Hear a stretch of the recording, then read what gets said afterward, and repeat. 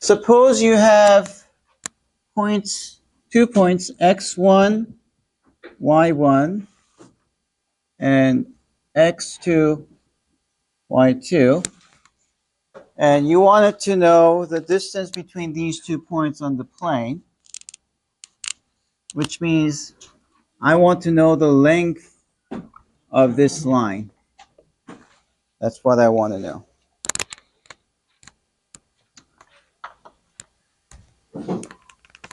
Now, with these 2 points, you can talk about the difference between the x and difference between the y. So this will be the change of y, which is y2 minus y1. And this would be the change of x, which is x2 minus x1. Right? And if you look at this triangle, if you inspect, you'll see that this is a right triangle. Now, we know something about right triangles. If we're given 2 sides, we can figure out the length of the hypotenuse. Do you know what this is? For right triangles, what did you learn? There was a formula. You know? Yeah, a squared plus b squared equal to c squared. What's that called? Pythagorean theorem, yes. So if I use that this question mark, we'll just call that this distance d, okay? So distance d squared is y2 minus y1. I'll put x first. x2 minus x1 squared plus y2 minus y1 squared. Just applying the Pythagorean theorem, right? And then solve for d by getting rid of the square. What is that? That's square root of x2 minus x1 squared. Well, I'll just put x1 minus x2 squared plus y1 minus y2 squared. The thing is, x2 minus x1 and x1 minus x2 are the same but opposite signs. And when you square something that's negative, it's positive. So when you square this quantity or squaring this quantity, they're the same thing. So for example, think about, let's say x2 is 5 and x1 is 3. 5 minus, 5 and 2, okay? 5 minus 2. What do you get? You get 3, right? But if you instead did 2 minus 5, what do you get? Negative 3. What's 3 squared? 9. What's negative 3 squared? 9 as well. So you see that just by quickly doing some examples, you see that whether you do x2 minus x1 squared or x1 minus x2 squared, is the same thing. Okay? So this is the formula for the distance. So let me just quickly demonstrate how this formula can be used. Find the distance between 1, negative 1 and 4, comma 3.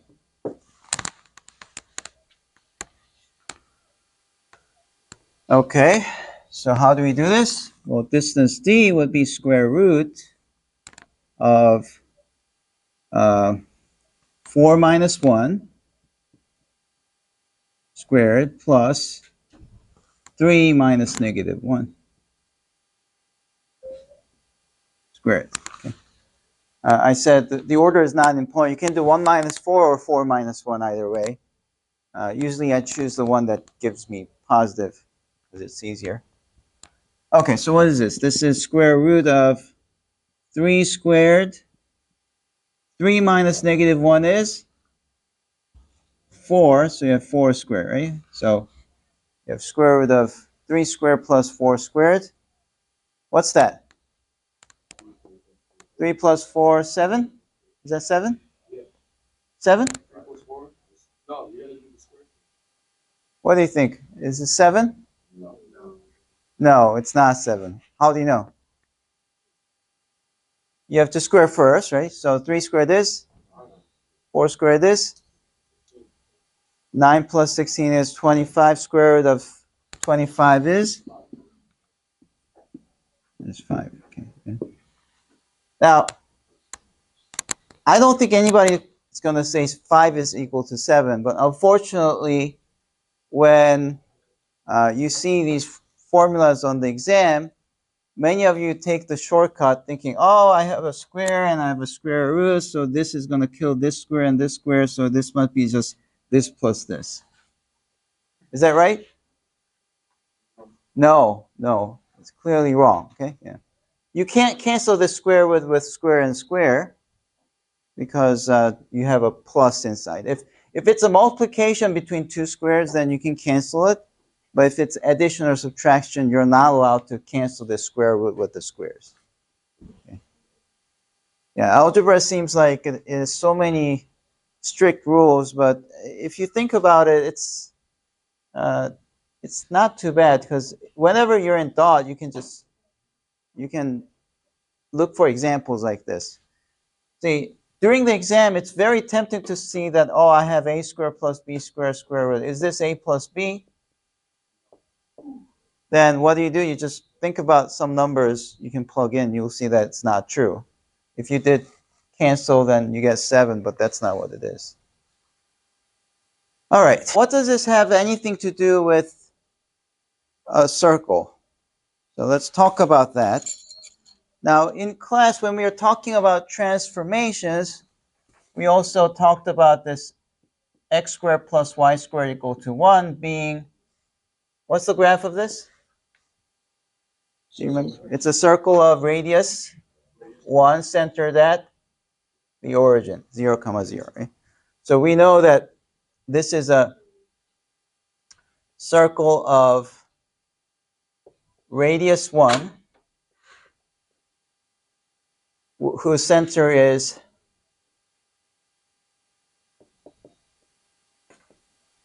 0, 0. Okay, so I'm going to assume that everyone already has seen this because we did see it. But I want to give a different take on why this formula gives you a circle. In the previous class, I asked people to just plug in numbers to see that it becomes a circle. But that would require us to know the definition of a circle. What is a circle? Can somebody define what a circle is? Yeah? A perfectly round shape that has the same diameter on. Oh, okay. All right. So when you said perfectly round shape, I was almost immediately ready to say no because like, what do you mean by round? I get so many definitions of a circle. Yes. No, that's like some intuitive. But see, ovals don't have any end to it. So what do you mean by not having any end? Huh? Got the same diameter all around. I mean, why is oval not a circle according to your definition? That's the problem. Yeah, well, why do you say so? What makes oval not a circle? Can you explain that? What length? Length from the center. Top to the bottom. Yeah. Top to the bottom. Okay. Yeah. Yes. Because there's a consistent length from the center. Yeah. So. It has a consistent length from the center. That's the correct answer. Okay. So the correct way to say what a circle is that a circle is, this is a, what we have is the locus of points of distance 1 away from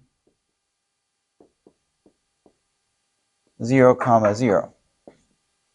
So this word locus means if you have a bunch of points, you collect them. So what I'm trying to say is that here's 0, 0, and if you take every point that's distance 1, here's a point that's distance 1, here's another point that's distance 1, and you collect all these points that's distance 1 away from the 0, 0, you end up with what?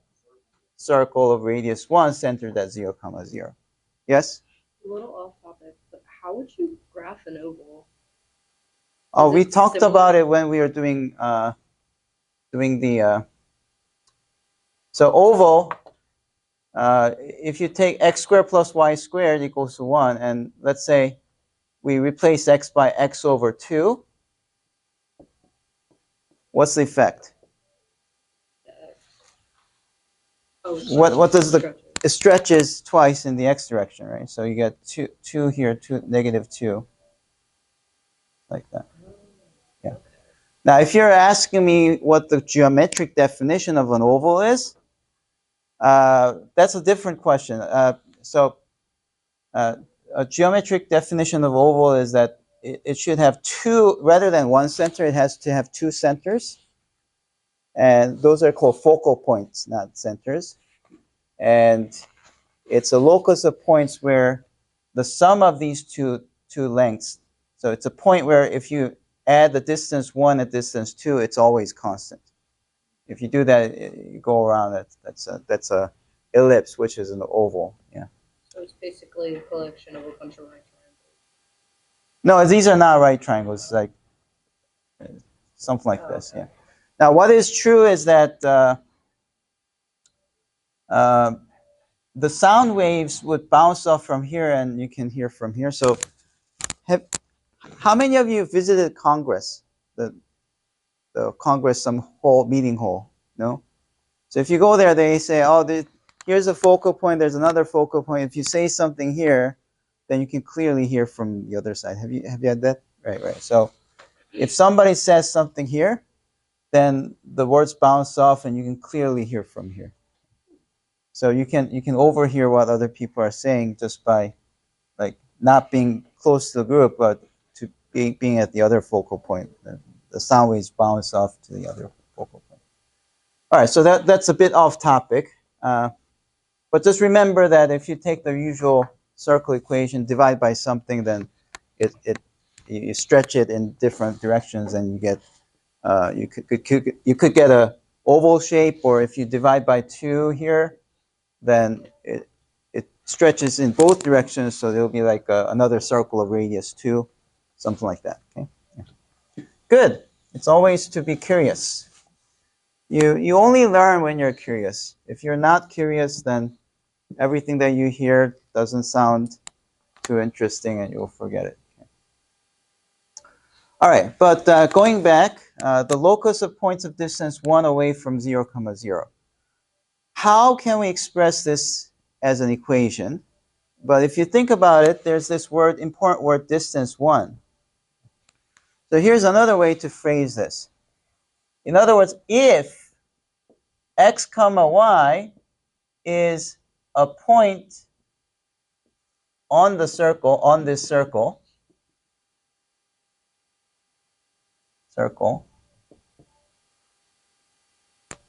how do you calculate the distance between x comma y and 0, 0? We just use that formula we just learned, right? Which is x minus 0 squared, right?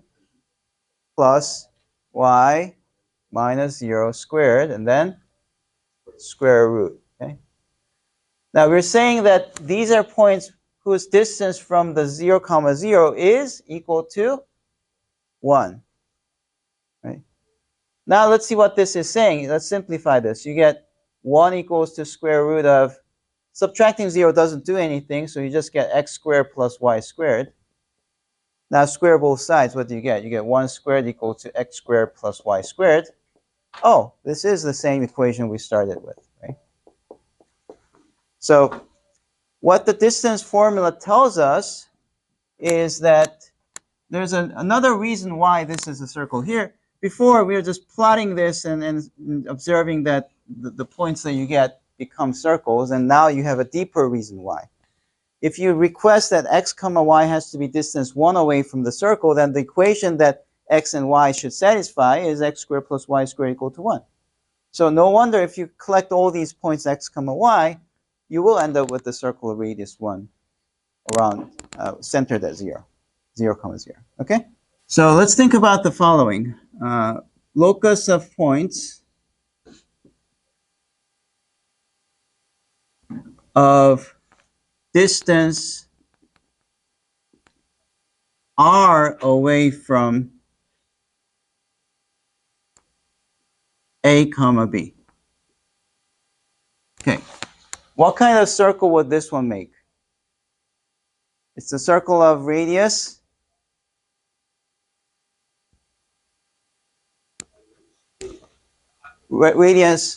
radius R, whose center is at A comma B, right? So that's what kind of circle, that's the kind of circle we're thinking about. So think of it as here's A comma B, and then there's a circle of radius R.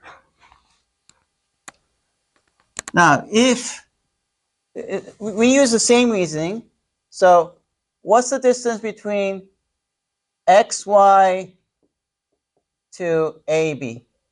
What's the formula? Square root of x minus a squared plus y minus b squared.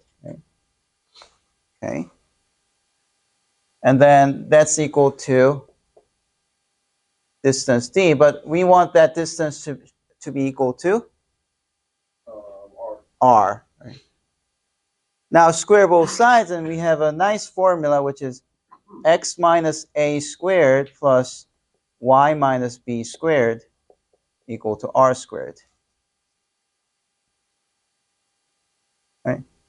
So we see that this is the formula for circle of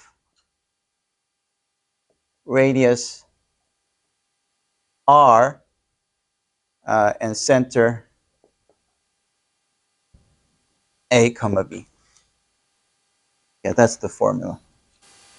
Now we can get the same formula by taking the perspective of transformation. So we talked about how x over r squared plus y over r squared equals to 1 is a circle of radius r. Why? Because x squared plus y squared equal to 1 is a circle of radius 1, and dividing by r would stretch it by a factor of r in the x direction and stretch it by the factor of r in the y direction, so you get a bigger circle of radius r. That's why this is a radius r circle, right? So you can say that this one is radius r and center 0 comma 0, because it's still, even if you stretch it, the center doesn't move anywhere. But then you can multiply r squared both sides to rewrite this as x squared plus y squared equal to r squared. And now let's think about x minus a squared plus y squared equal to r squared. Okay. What does this do? If you replace x by x minus a, no, this is not shrink. It moves it to right by a. If a is positive, then it moves right. If a is negative, then negative is positive. So if you do something like x minus negative 1, this actually moves left by 1. Okay, but let's, for simplicity, for now, let's imagine that a and b are positive. Okay, so if you have like x minus 2, what does that mean? It moves 2 steps right. Okay, so moves a right. Okay, and then if you replace y by y minus b, what does it do? Moves b, not right, y-axis. Y-axis up or down, right? Yeah, up. Yeah. That does the opposite. Yeah. This is what we did when doing the transformations, okay? So it goes up. All right, so we get the same answer because if you have a circle of radius r centered at 0 comma 0, and then you move 1 to some a steps right and then b steps up, and let's say this is the new center, then this will be a radius r circle around a comma b because you moved a right and b up. So that's another perspective of the same formula. You don't really have to know it this way, but it really helps to know it in two different ways because it gives you a deeper understanding of what's going on. Okay, now that we've accepted that as a formula, let's solve a few questions. Example 2. Let's think about this question. First, we apply the given formula, right? So what should it be? X minus what? X minus X minus 2 squared plus y y minus 1 squared equals to 3 squared. Right? Yeah. Because radius is r, so r is 3, and the center is a comma b, and a is 2 and b is 1.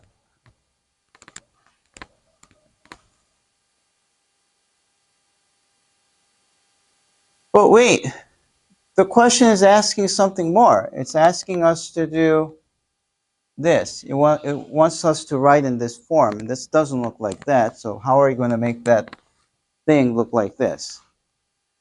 And you wouldn't know what the question is asking for until you try to expand this. So we're going to try to expand x minus 2 squared as something like, suppose you wrote this as x minus 2 times x minus 2 and you FOILed it, you get something, right? What would you get? You get x squared, then negative 2 squared, right? And then plus what? You double the product. Product is x times negative 2. You double that. What do you get? Negative 4x, right? So that's going to be equal to x squared minus 4x plus 4. Okay. Is that okay, or do you want me to explain that again? You want to explain? Okay. So if you didn't understand that, let me try to explain it like this. X minus 2 squared means what? X minus 2 times x minus 2. And then you have to do FOIL, right? X times x is x squared. X times negative 2 is negative 2x. Negative 2 times x is negative 2x. Negative 2 times negative 2 is negative 2 times negative 2 is positive 4, right? So it's going to be x squared minus 4x plus 4. So that you can probably understand. But I really, really advise you that you shouldn't do it that way. You have to practice this so that you can go from this to this right away without going through all these calculations. Okay? See, math is hard only because you didn't train enough. Okay? If you train these calculations so that it's really quick, it will look super simple. Okay? If you can do this in your head, x minus 2 squared, what's that? Well, square the first, that's x squared. 2 gets squared, that's plus 4, right? And then you double negative 2, what's that? Negative 4, so it's negative 4x. That's simple, isn't that right? Yeah. Yeah. Your goal is to be able to do that. You want to write down, like, so here's my suggestion. Just write on paper, start from x minus 9 squared to all the way down to like x minus 1 and then x plus 1, x plus 2. And you go on to x plus 11 and just write down what it should be. And when you do that, just try to do it in your head. Like, well, what would this be?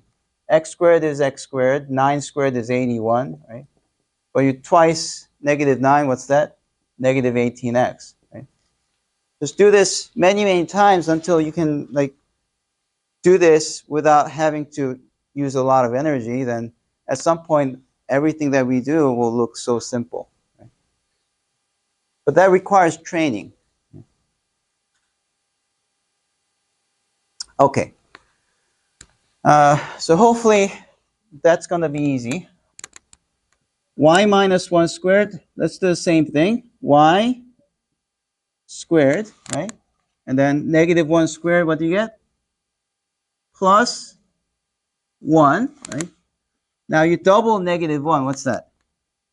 Negative 2. So what do you write? Negative 2y. Great. Okay. Yeah, negative 2y. because it's double the product. You multiply -1 and y, that's -y, and you double that, it's -2y. Just practice that a lot, and then at some point this will be very easy. Okay, so what do we get? What do we get if we do that? So this became x squared minus 4x plus 4. This became plus y squared minus 2y plus 1. And 3 squared became 9.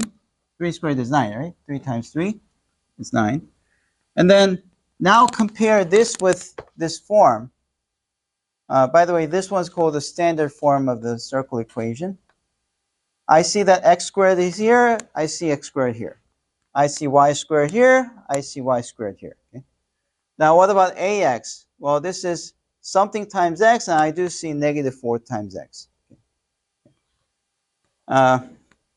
Something times y, I do see -2 times y. Okay, so let's rewrite this as x squared plus y squared minus 4x minus 2y plus 1 equals to 9. So this is almost like this, right? Yeah.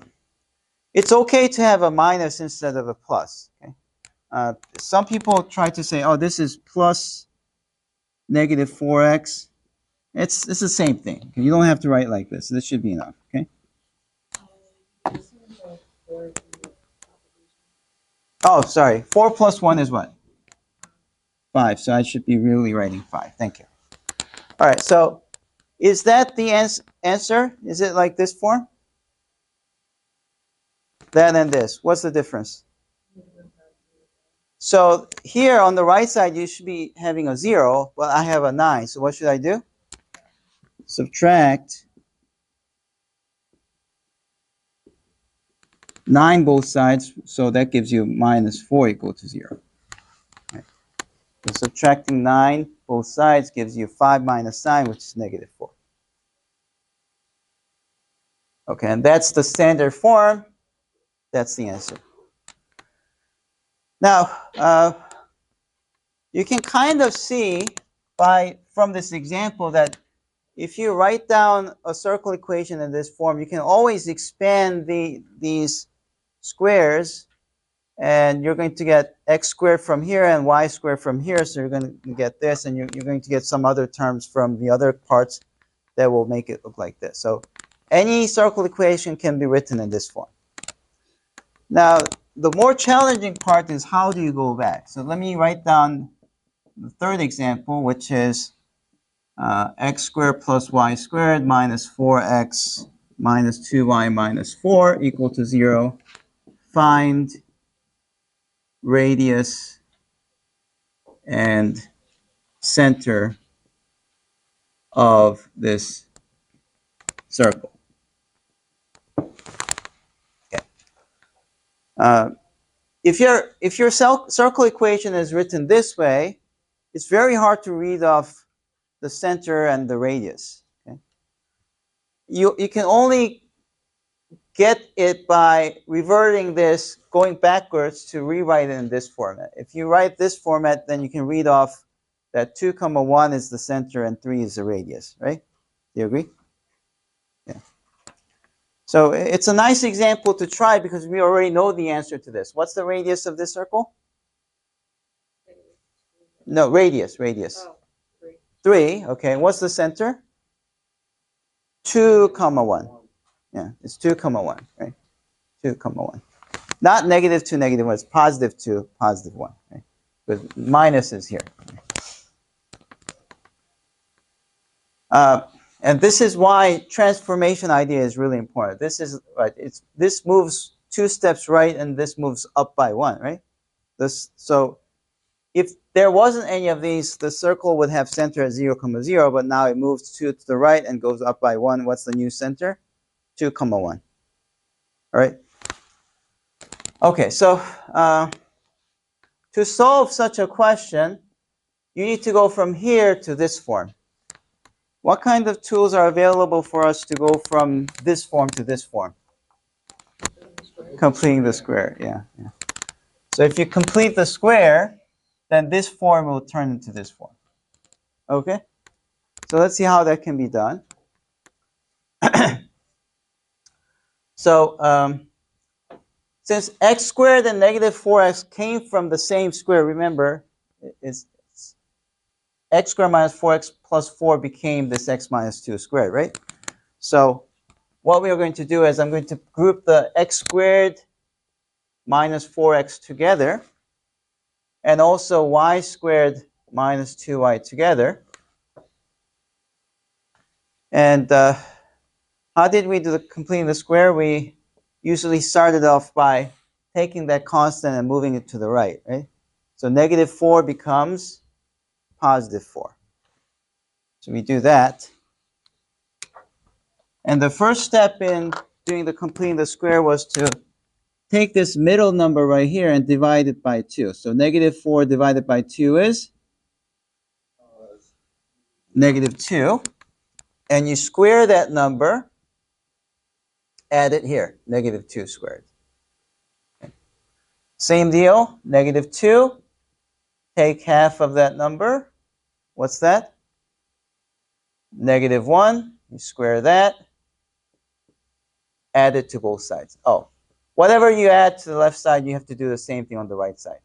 But negative 2 squared is 4. Negative 1 squared is 1, right? Okay. Now what? Now I know that this much right here is going to be x minus 2 squared, okay? And this much is y minus 1 squared. And 4 plus 4 plus 1 is 9. Now just compare this with our original formula, x minus a squared plus y minus b squared equal to r squared. So comparing, you see that a is what? That's a. A equals to 2, right?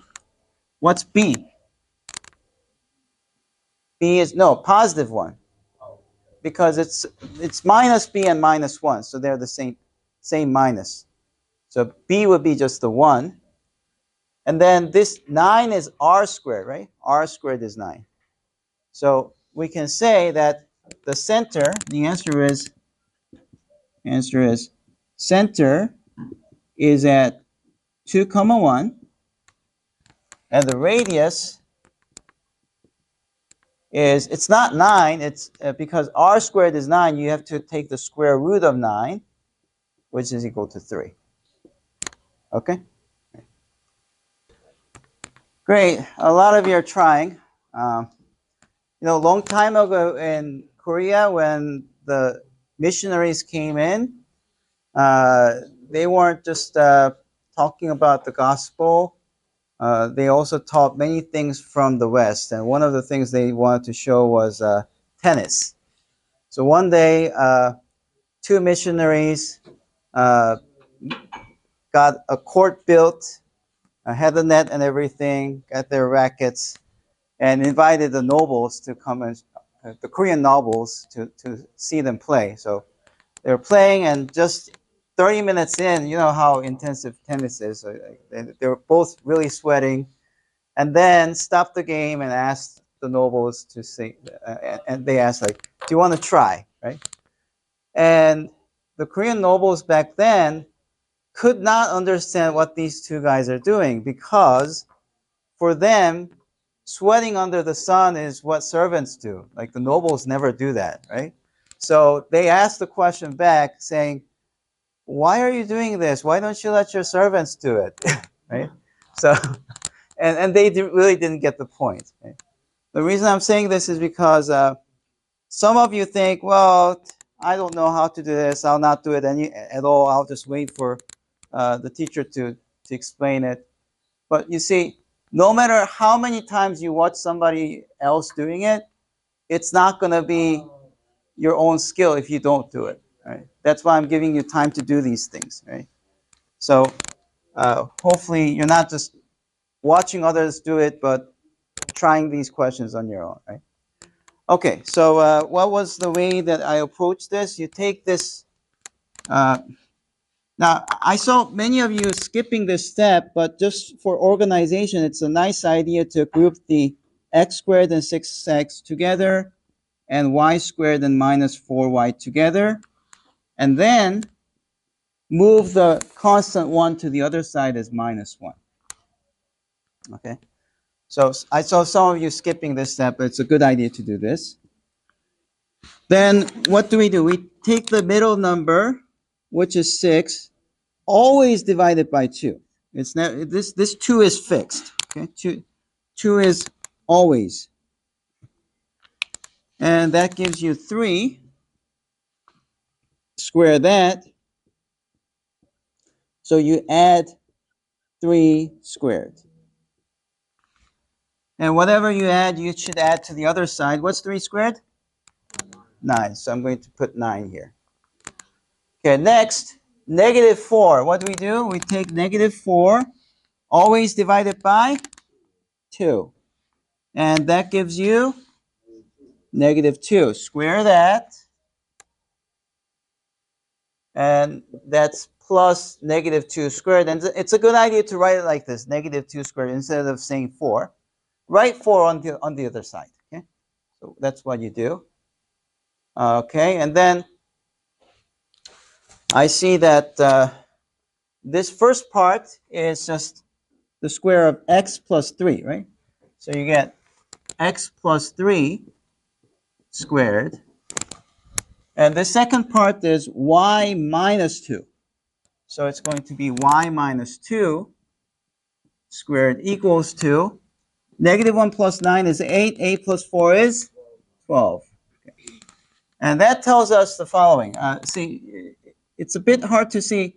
If you can see from here right away that a is negative 3, then that's awesome. Okay? But if you don't see it, think of x plus 3 as x minus negative 3.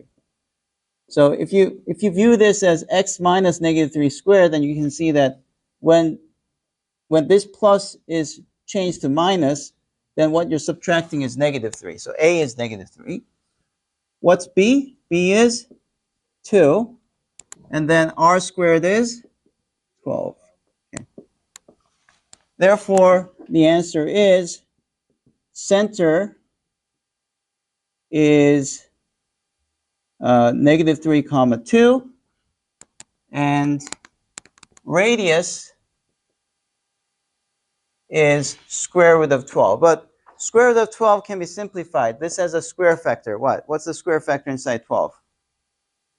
4 times 3, so 4 is a square. 4 comes out as a 2. So this is the same as 2 radical 3. So the correct answer is center is at negative 3 comma 2, and radius is at 2 times radical 3. Yes? I'll take 1 point off if you leave it as 12, square root of 12. Okay? You have to know how to simplify it. Okay, last question. Find the equation of the circle which has negative 1 comma 2 and 3 comma 8 as endpoints of its diameter. It's a bit hard to understand what the question is asking if you never have seen such a question.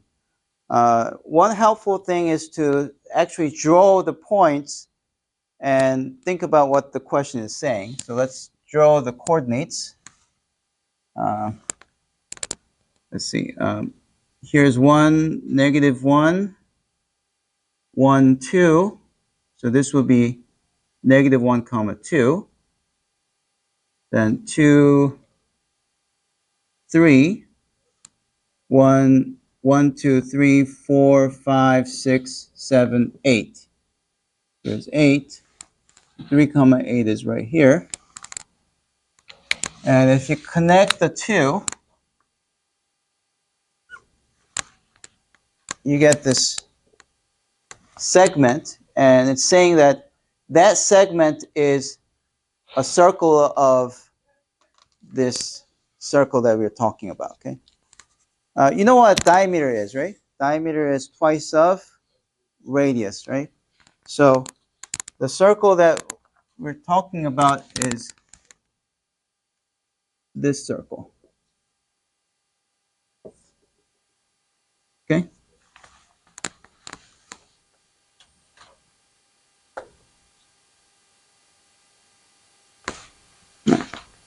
And we're trying to find the equation of that circle.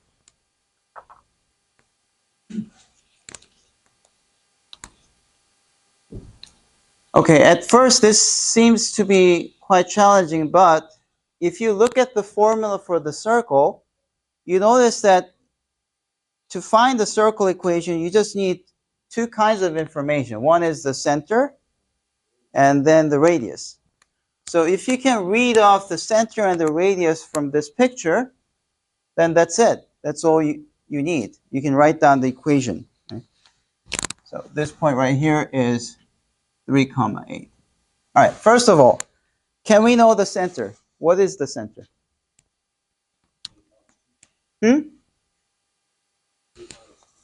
Where's the center?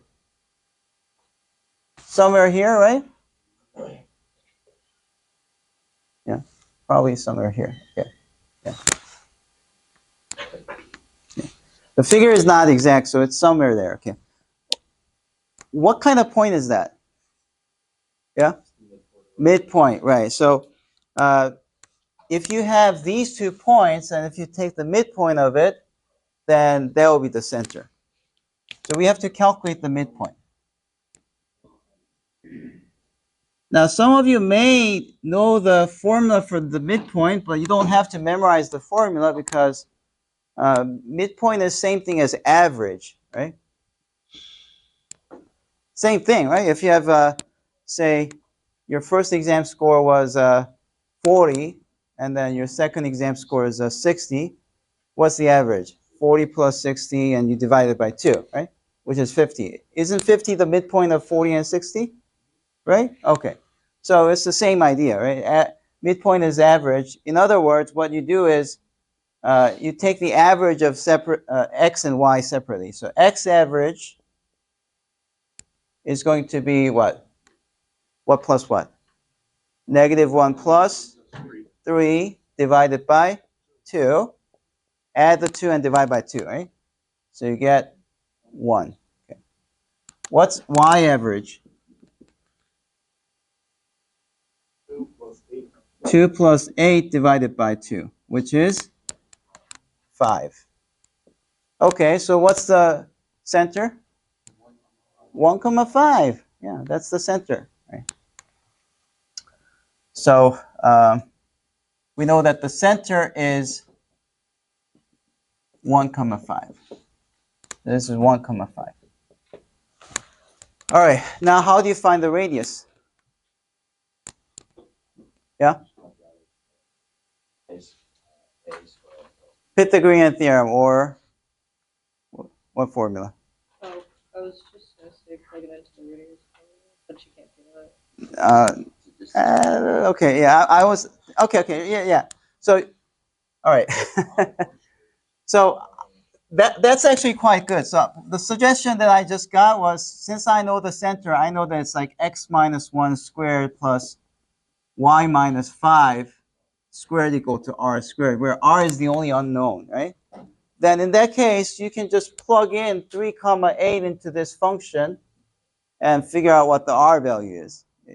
It's like we've done similar questions in the last exam, right? If you are given an equation and you have a parameter like a or b or something that you don't know, but a point is given, you just plug in the point and that's how you get r.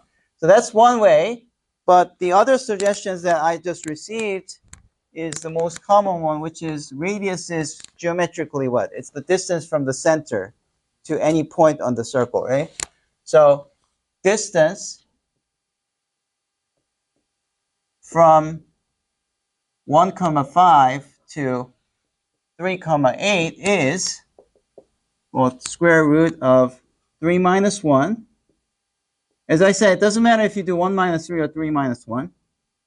And then 8 minus 5, which is 2 squared plus 3 squared, square root of 13. Okay. So that's your radius r. And therefore, the answer is, we have x minus 1 squared plus y minus 5 squared equals the square root of 13 squared. All right, so this would be full credit if you were just asked this question. Of course, you probably want to get rid of the square root and square.